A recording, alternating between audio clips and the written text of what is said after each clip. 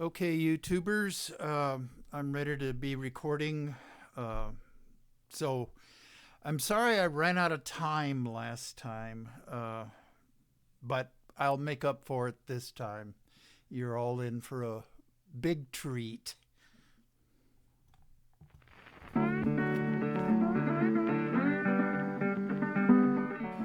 You are listening to KPCA LP, Petaluma, California, at 103.3 FM and worldwide at www.kpca.fm.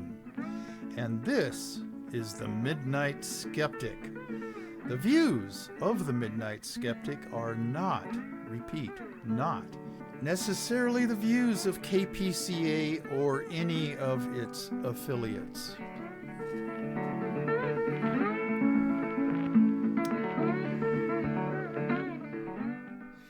Okay, this is the 29th of January of the new year, 2021. We're off to a relatively good start. I'm telling you, there's a little bit of an echo in these headphones, which makes me tend to talk slower. So I'm going to try to talk a bit faster this time. I've got my shout outs, and there's one new one. It's very important. My brother Brandon down in Santan Valley, Arizona, with his wife, and my niece Andrea. Hope she takes good care of herself. She is a nurse down there. Stan Gustafson down in Pacifica. Dave and Rosie Takach in Sacramento. Kathy Gustafson is Stan's wife. Tim and Julie over in Fairfield. Mickey Huff, king of the Project Censored is what I'm trying to think of here. And on Fridays, he also broadcasts over on KPFA over in Berkeley, and they are 94.1. The East Coast people, Geraldine Goldfinger and Nelson and Alice Lydell in Sarasota, Florida. Herr Doctor. I've got to make a correction. If you want to check out Dave Rubin's paintings, go online and punch in davidrubinpainting.com. It's all one word, David Rubin Painting. He is a very accomplished painter now. He's a retired doctor, and I've gone into that on my other shout outs. Bob and Sandy Fisher up in Sonora, along with their daughter Martha, who is also a nurse. Please take care of yourself, Martha. And Brad. And the other Sonora people, Darl Larson, the Bronco rider, Judy May, Leonidas Maciel, and then a new listener down in Mexico City, Rosamalia Negrete Lopez. And she spent 1 year with us up in Sonora in the 8th grade, and then her mom and she moved to Mexico City. Ahora, Rosita, espero que usted tiene un buen salud en este nuevo año 2021. Karina Hilliard, my favorite snake removal technician down in, oh God, I'm having a brain freeze on her town. It'll come to me. She's in Arizona. Patagonia. There we go. Okay. Shout outs. Anybody did I miss? Rich and Kathy Berger over in Sebastopol, California. They can probably get the 103.3 FM station over there, but maybe they listen to it on YouTube or watch it on YouTube. Okay. I've got a lot to get to. This show is primarily going to be about feminism and the female gaze, which I didn't get to last show because I just ran out of time. It's my bad. KPCALP cuts me off at 58 minutes exactly. So for the YouTube people, I'm going to be leaning my head toward my computer screen to kind of keep track of my time. I got to work on that. There's a lot of things I got to work on, but that's one of them, a major thing. Okay, I ran across a speech given by President Ulysses S. Grant, and I wasn't specifically researching him, but I ran across it, and he is considered by most historians to be kind of a middle of the road to mediocre president. Well, I just realized from reading his speech that he himself wrote how liberal and ahead of the time he really was. Okay, I'm going to read some of it to you. It went on for a long time, but I'm picking out the good parts. If we are to have another contest in the near future of our national existence, I predict that the dividing line will not be Mason and Dixon's, but between patriotism and intelligence on the one side and superstition, ambition, and ignorance on the other. Boy, does that succinctly tell us about what's going on like today between the Trumper deplorables and the people who can actually think a little bit and have compassion. Okay, now later on in this speech, blah, blah, blah, blah, and of equal rights and privileges to all men, irrespective of nationality, color, or religion. Boy, that really surprised me when I read that's what he was for. And then again, ... and encourage free schools, and not $1 shall be appropriated to the support of any sectarian school, meaning religious schools. Whoa, he was for that? All right, I love it. Okay, and then again, ... and the government shall furnish to every child ... the means of acquiring a good common school education unmixed with sectarian tenets. Wow. Keep the church and state forever separate. Here, here. I am all for those sentiments. I never knew that Ulysses S. Grant was that progressive, but apparently he is or was. Okay, just a real quickie stupidity bit here.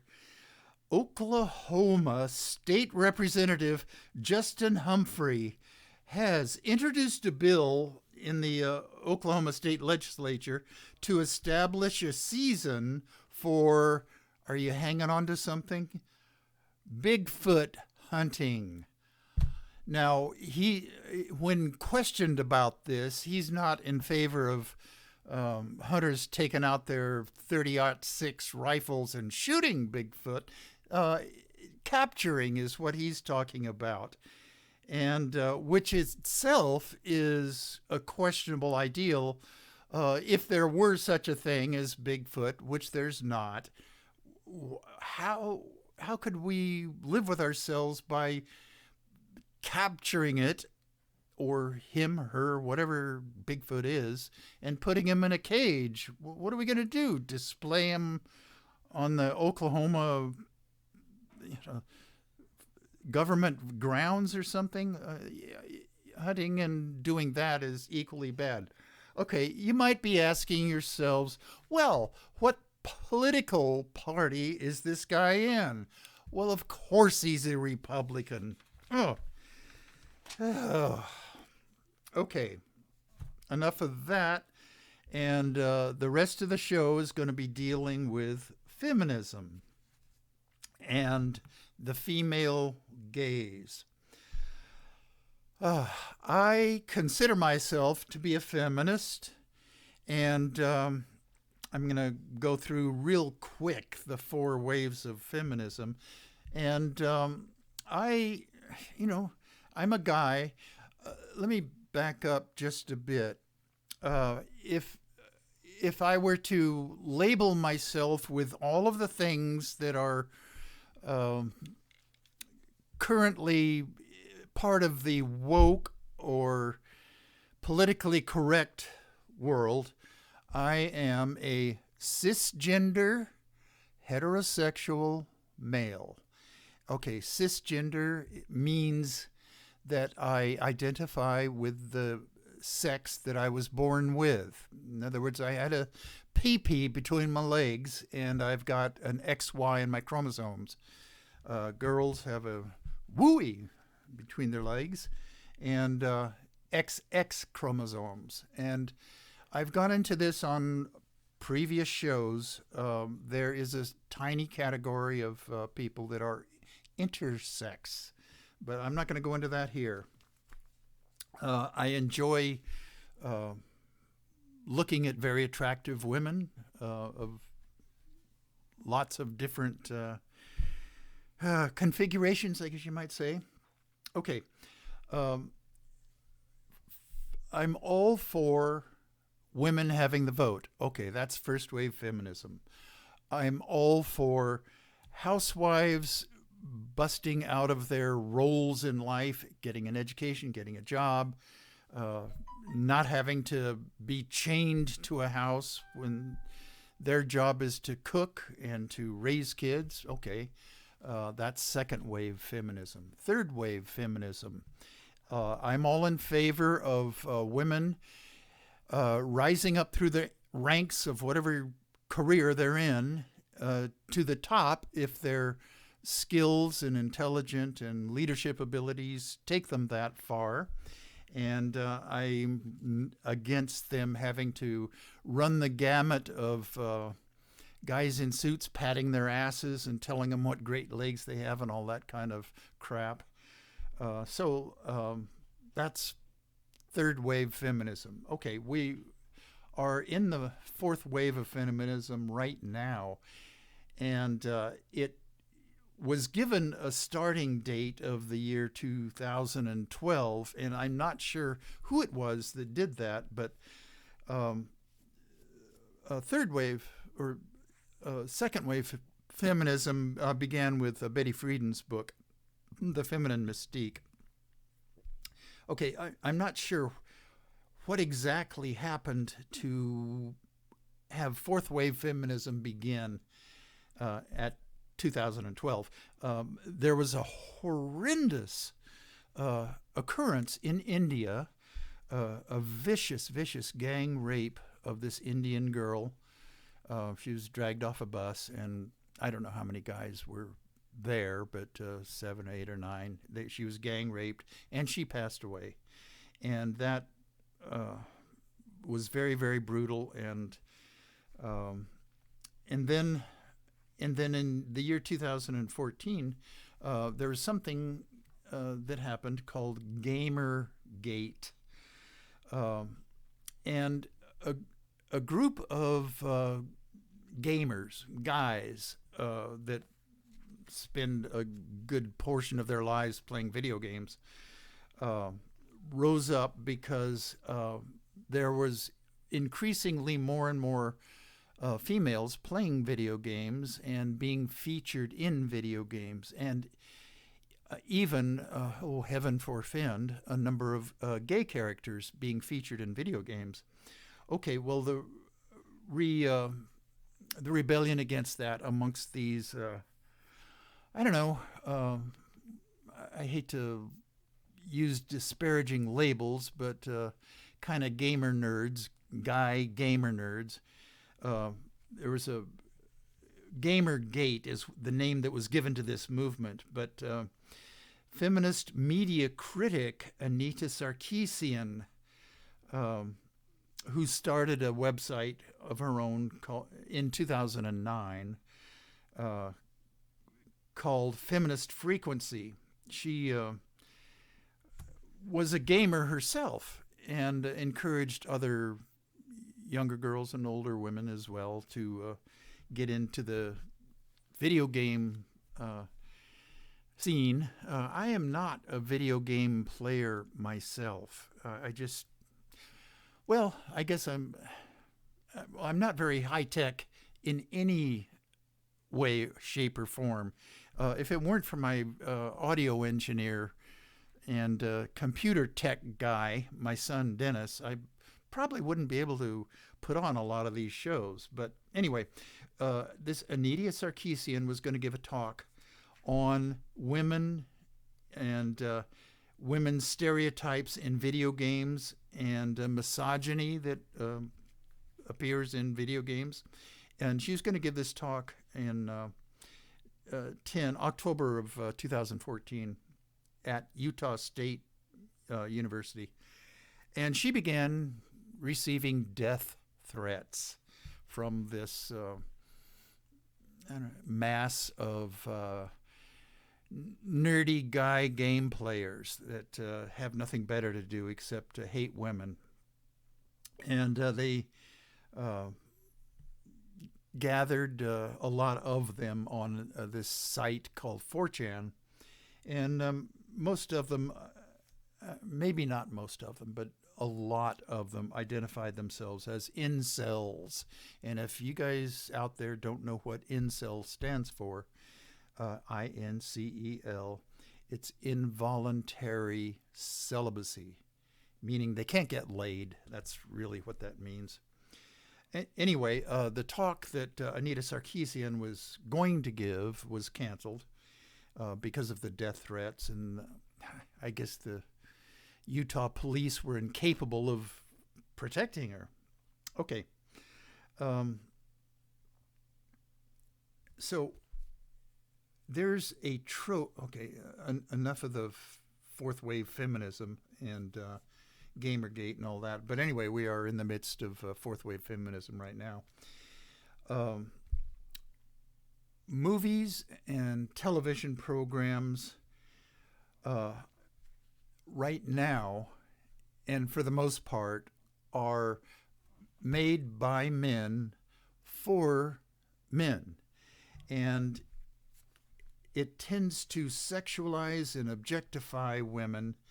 And this has worked its way into movies. Well, not worked its way into, because movies have been being made for, 120 years or so, and they were that way from the very start. I've seen a statistic that about 85 to 90% of all producers, directors, movie writers, screenwriters are men. Cinematographers, which is a very important part of the movie making process, there's only about 4% of them are women. And there's a trope that has come into movies, and there's been a lot of movies made with this theme. It's called Born Sexy Yesterday. And it relies on male fantasies about a sexualized, usually busty woman that has the mind of a child or an adolescent girl that a man himself can teach about life. Okay, there was actually a movie called Born Yesterday, and it came out in 1951, and it starred Judy Holliday, and she was a Las Vegas showgirl, and she was beautiful for that time. I mean, by that time's standards, 1951, that was back in the Jane Mansfield and Marilyn Monroe era. And Judy Holliday was a platinum blonde, nice figure. And these two men take it upon themselves to, quote unquote, educate her. And she ends up, or she probably always was, a lot smarter than these two dudes. So that was um, the the the movie. That's what it was all about. Okay. Um, More modern movies, and I've come to the conclusion that the Disney studios and Walt Disney animated movies that go back a ways are the prime movie makers that are guilty of this trope.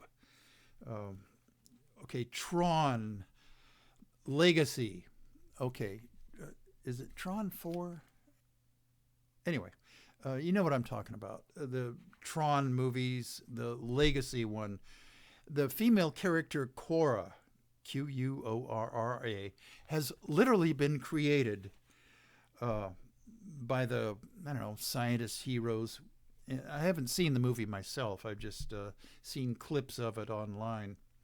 But this Quorra, who is played by Olivia Wilde, she's a very attractive woman. She is described by her creators, this group of scientists, as profoundly naive yet unimaginably wise.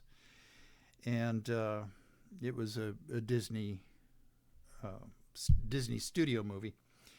And she was the last of the ISOs. Again, I haven't seen this movie, so ISOs are, I'm not sure what that stands for, but she was a non-human, but close enough to being human to be sexually desired by the scientists, heroes of this movie. There's another one, came out in 1997, called Fifth Element, that Leeloo, Leelu, was created again by scientists, and she was the giggly personality of a young adolescent girl in the body of this adult woman.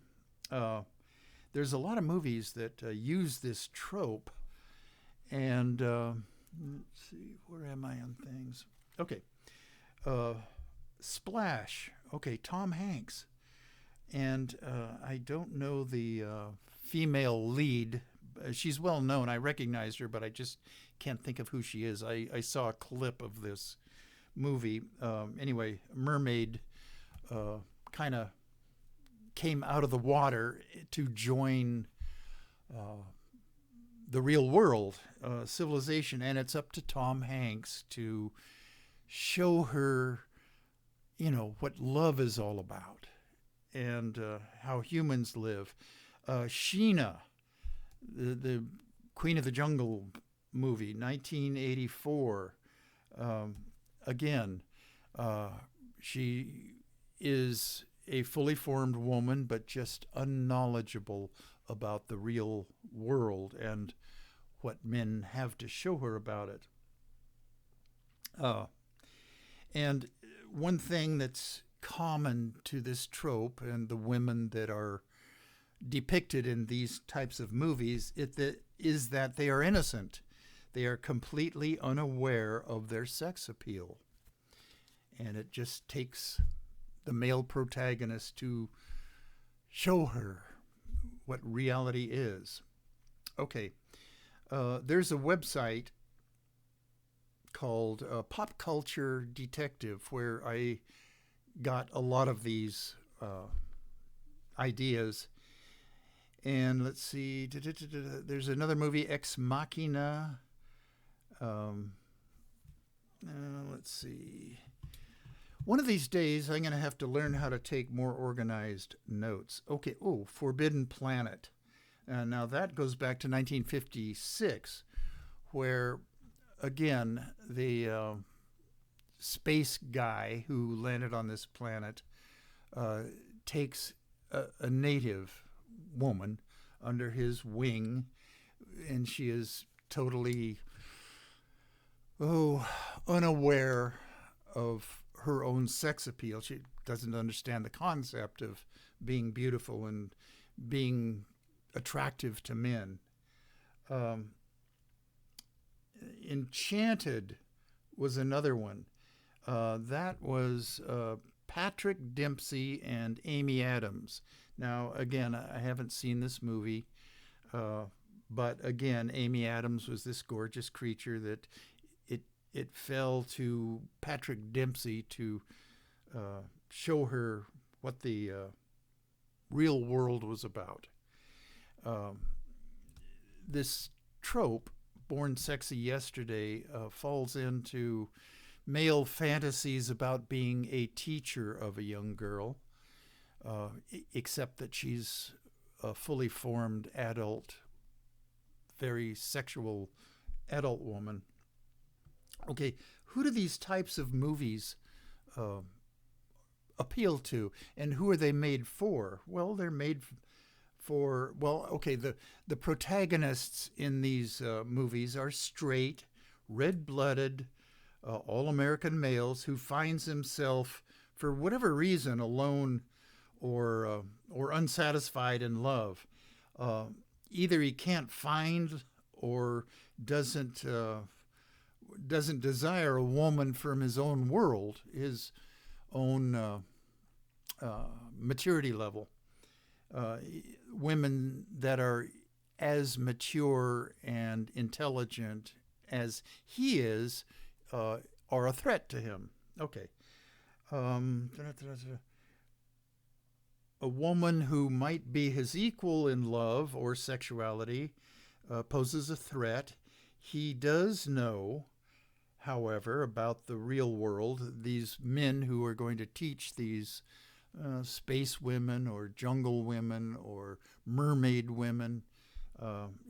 He's going to teach them the quote unquote right way to interact with men.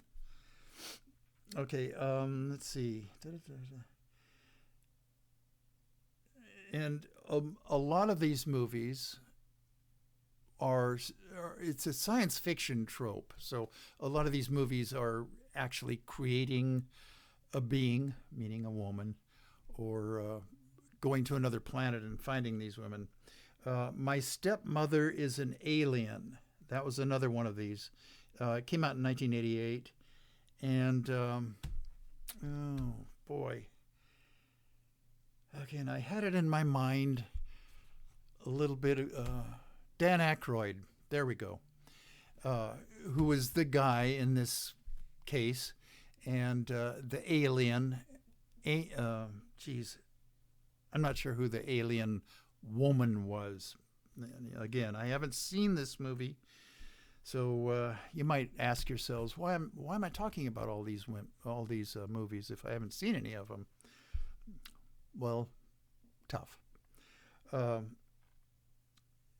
Usually, these women in these Born Sexy Yesterday movies have never known another male. He will seem like, to her, the most amazing guy in the universe. The trope is everywhere. And if you're a fan of Japanese anime, then it's all over the place in there. Okay, two more movies. You may or may not have seen this. The Time Machine, 1960. Stargate in 1994. Star Trek. Okay, we're moving over to TV now. The first year of it, I'm having another brain freeze.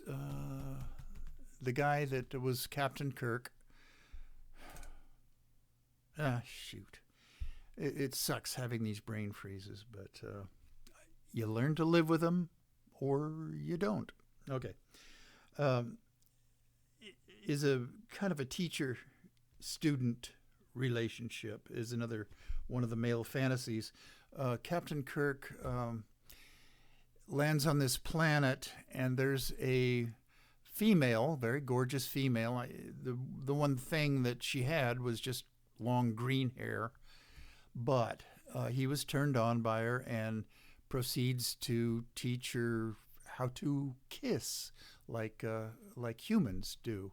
And she very unknowingly asks him, "Well, why do humans kiss?" And of course, he proceeds to explain to her that it's good for your health. Okay, well, kissing might be good for your health, but he takes it upon himself to, quote unquote, teach her about lovemaking. Okay. Things that these movies all have in common are there's a power imbalance or a power dynamic. The guy, protagonist, depicted in these movies and TV shows, the power resides with the man, and the female protagonist does not have power, and she needs to be taught. Some of these females in Born Sexy Yesterday movies do have some skill, usually fighting skills, martial arts or sword fighting, in the case of the Tron movies. Let's see, what else? Star Trek Voyager in 1999, a lot of the episodes in that contained the Born Sexy Yesterday trope. The Sarah Connor Chronicles of TV show 2009. The movie Pleasantville, 1998. This doofus guy was making out with this girl who was the main girl character, and Jesus, I should have written down her name because I like her as an actress. She was in Legally Blonde. Damn. Okay, Demolition Man, 1993. That's another good example of this. Born Sexy Yesterday tropes. They are rooted in a deep-seated male insecurity around sex and sexuality. Male superiority is what the male audiences like to see. Men who, both make these movies and who watch them, they have a fear, by and large, of female equality. And they fear females who are males equal. One of their fears is being compared to past male lovers in their lives. Well, alien women or women coming out of the jungle or out of the ocean have never seen another male before. The Woody Allen movie Sleeper,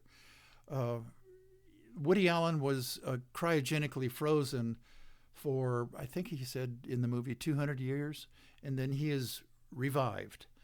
And it turns out that he is the only male on Earth who remembers how to have sex. Okay, that is one of the jokes, the ongoing jokes in this movie.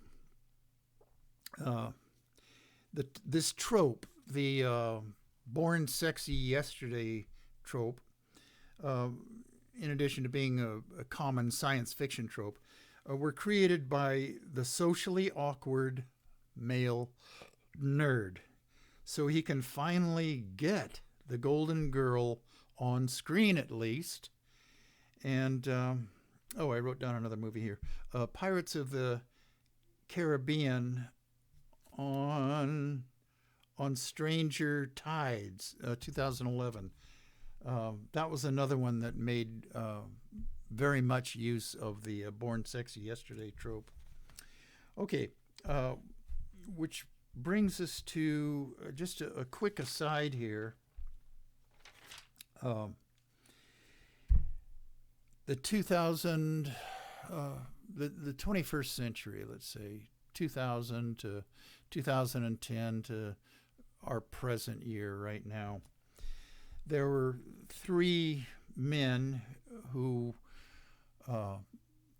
fourth wave feminists just detest, as do I.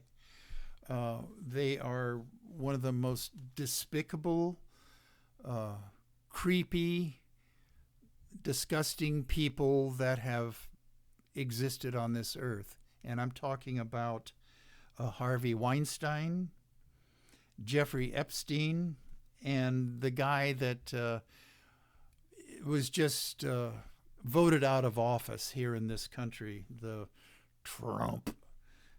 They all had, and well, still have, except for Jeffrey Epstein. He is dead now, thank goodness. They all had issues with women. Harvey Weinstein was a producer of movies that, and producers of movies. The casting couch is not a myth. It does exist, and Harvey Weinstein made use of it, and that's one of the things that fourth wave feminism rebels against. Okay, which brings us to the male gaze, and now I went into this on the last show, but let me just reiterate what it's all about. It's a three-pronged invention, and Laura Mulvey, who was in 1975, wrote an essay that was printed in a critic journal over in England. She coined the phrase. Well, she didn't coin the phrase, as I found out. Common knowledge is that Laura Mulvey, in her essay, coined the word male gaze. Well, she didn't actually, but the male gaze in her essay was at the intersection of film theory, psychoanalysis, and feminism. Actually, the term was first used in a 4-part documentary series called Ways of Seeing. It was, if you get a chance to see this, it's 4 half-hour segments. And it was John Berger. And he's the one who actually first used the term male gaze. But Laura Mulvey, the British film critic, wrote an entire essay about this topic. Let me flip back to in my notes here.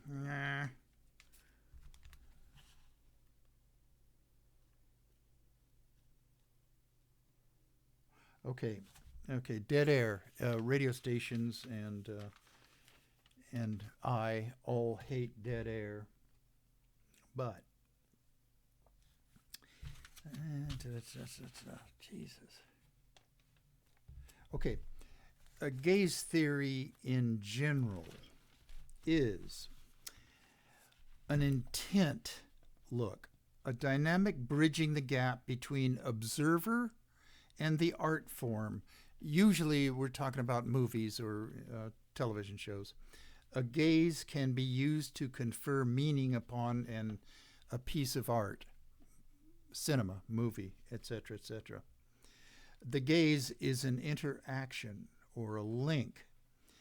Laura Mulvey, who was a feminist and a film theory critic, and here we go. Her essay is entitled Visual Pleasure in Narrative Cinema. And Freudian theory comes into this because he termed sexual pleasure had by looking at something as scopophilia. Okay, now that's, if you're going to study advanced psychology, and if you want to go into being a psychoanalyst, scopophilia is a term that it'll come in handy, I guess. Okay. Now, there is, okay, okay, male gaze. I'm not quite through with that yet. There are three prongs to this thing. There's the movie makers, the producer, the director, and importantly, the cinematographer. And I've already said that there aren't a lot of cinematographers in the movie industry that are female, about 4 to 5% of them. And there's about 10% thereabouts that are producers, directors, writers, screenwriters in the movie industry. Okay, and the movie makers use the camera to objectify and sexualize females for the benefit of male pleasure. Okay, the second prong to this thing is the male protagonist in the movies, the actor, the main actor, how he looks at other females in the movie itself is the male gaze. And the movie makers make note of this with their camera. Okay, the third prong to this is the audience, what they are looking at, which is mostly men, males. That's the majority of moviegoers are males. Now, sometimes they bring their dates, and girls go to movies too, but not to the degree that men do. Okay.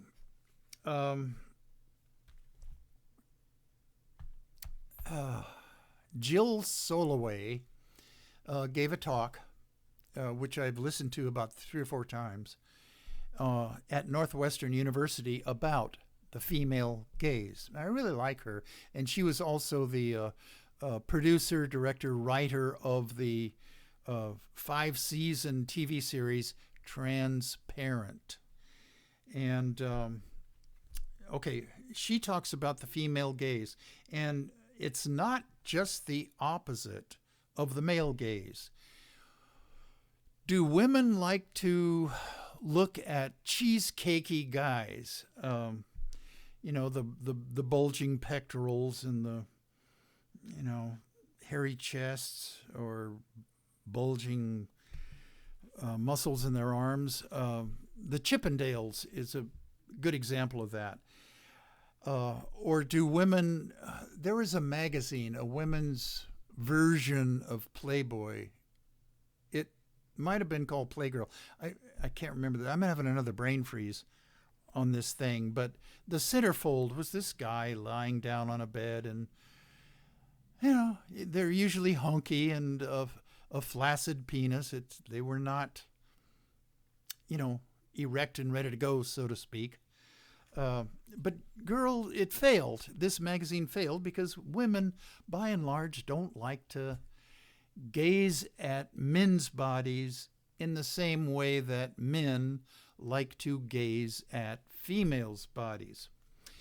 And Jill Soloway, in her talk, says that men, when they go to strip clubs, don't whistle or make lewd comments to the female dancers, by and large. Whereas the few male strip clubs that women go to see these Chippendale type guys, they stomp the floor and whistle and try to make it sound like they're really appreciating these hunky male bodies. Well, there's a difference there. Women do that, supposedly, and men do not do that in female strip clubs. So that's another example of the male gaze. And where was I going with that? Anyway, that's something that Jill Soloway brought up in her talk. Um, she then goes on to describe, well, what is the female gaze if it's not the opposite of the male gaze? Well, her use of the camera is an attempt to get inside the protagonist's feelings. She says, feeling as seeing, as opposed to the male gaze, which is seeing only and objectifying and sexualizing. The camera is very subjective, according to Jill Soloway, in the female gaze. And emotions and feeling are what's important in movies that utilize the female gaze. And her use of the camera attempts to show how it feels to be the object of the camera's gaze. She calls it the gazed gaze. And then the third leg of this in her theory of female gaze is returning the gaze. The character, the protagonist, the female, doesn't say this, but shows it with her actions and her movements. I'm seeing you, see me. And so it's kind of, well, she calls it returning the gaze. Okay, I'm getting relatively close to the ending here, and I don't want to run over. There's a number of movies that I have seen that utilize the female gaze that I would like my thousands and thousands of listeners out there to rent or get on streaming on your TV, Hulu or Amazon Prime or Netflix, whoever shows it. The first one is called Loving Annabelle. Came out in 2006. It was directed by Catherine Brooks, and a mostly female crew, cameramen, sound people, all of the things that go along with making a movie. I loved it. I loved that movie, and of course I fell in love with Erin Kelly, who was the protagonist of this. She was actually 25 at the time, playing the part of a senior in high school at this girls' Catholic school. But anyway, she's pushing 40 now.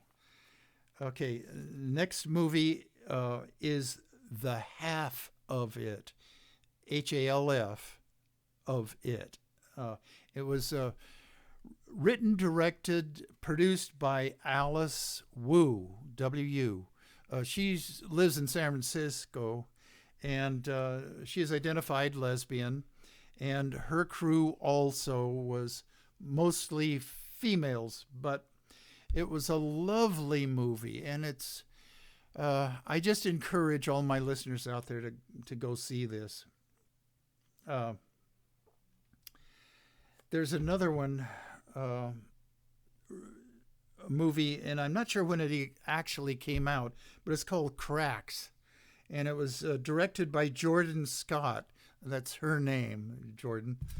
And again, it's a teacher female, students females, power dynamics. And I have not seen that movie. I plan on it. Okay, there's a movie that I did go see, and this was about 6-7 years ago. It's called Blue is the Warmest Color, and it's a lesbian themed movie, and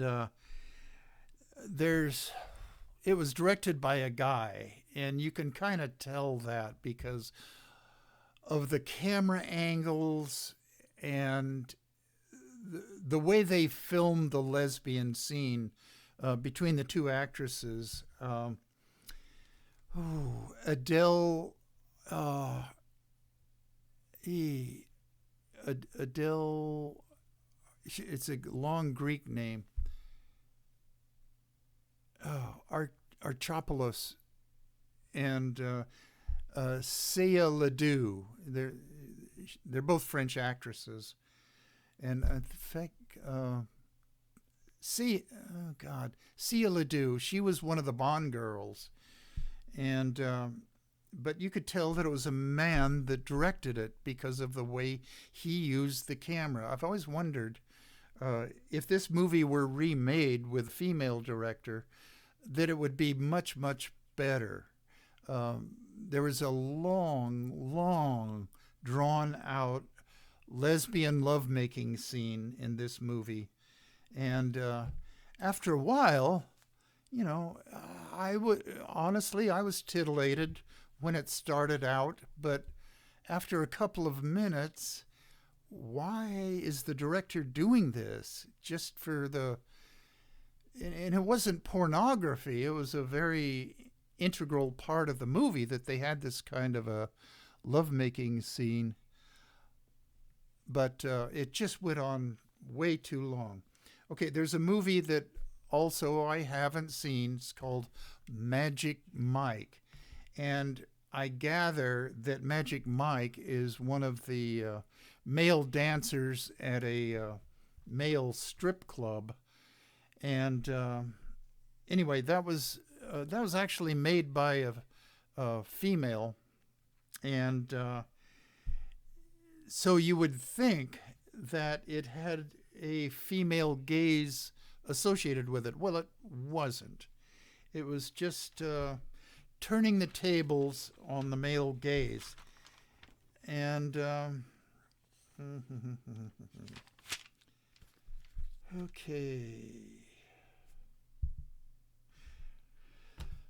Whew. The Midnight Skeptic is getting out of breath here. But I strongly urge my listeners out there to see the movies that I talked about. As far as the female gaze goes, see Cat Brooks, Loving Annabelle, and Alice Wu's The Half of It. Both of them highly recommended. And see, if you can, Jordan Scott's movie Cracks. And then if you're of a mind to, Blue is the Warmest Color. And I was, aside from the lesbian relationship, toward the end of the movie, I was almost heartbroken that, I won't ruin it for you in case you do want to see it. But it was very emotionally draining, and I liked the movie for that reason. But if you want to see any of these movies that make use of the Born Sexy Yesterday trope, so you can see what I'm talking about, let's see, Tron 4 Legacy, see the original Born Yesterday in 1951 if you want to see where essentially this whole thing started. Tron Legacy. Fifth Element, see that.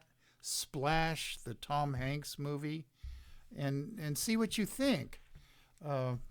Are girls really supposed to be that way? Fully formed women, yet the mind of a child? Innocence is not sexy. It really is not. Although there's a subset of males who enjoy that trope. Okay. Play out music. Here we go.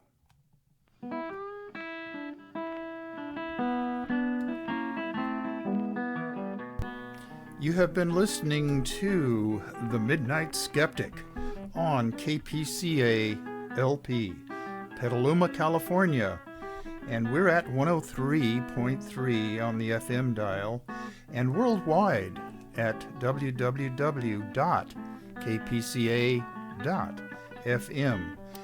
Support community radio at patreon.com/Petaluma Community Access. And remember, think critically, think logically, but live joyously, and most importantly, pet your cats.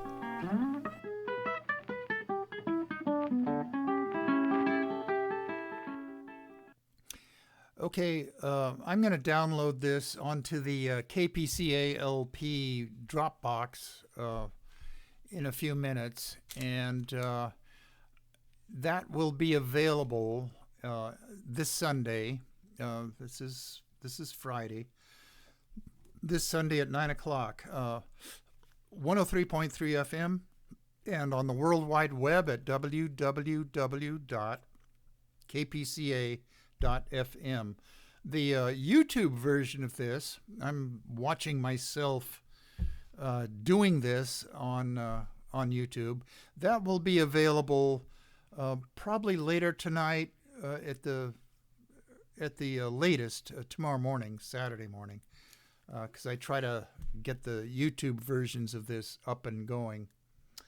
I've been getting, I don't know, I jokingly say that I have thousands and thousands of viewers, listeners out there, but actually it's 20 to 30 for each episode. I've been doing this thing for 4 years on the radio part. The YouTube part is about a year and a couple of months.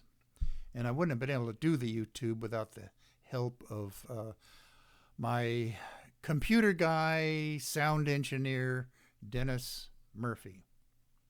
If you're looking for a guy that has those skills, send me a email here. The midnightskeptic.com, all one word. Okay. Enough for one night. I've had more fun than I have ever hoped to have in my life. So goodbye, everybody.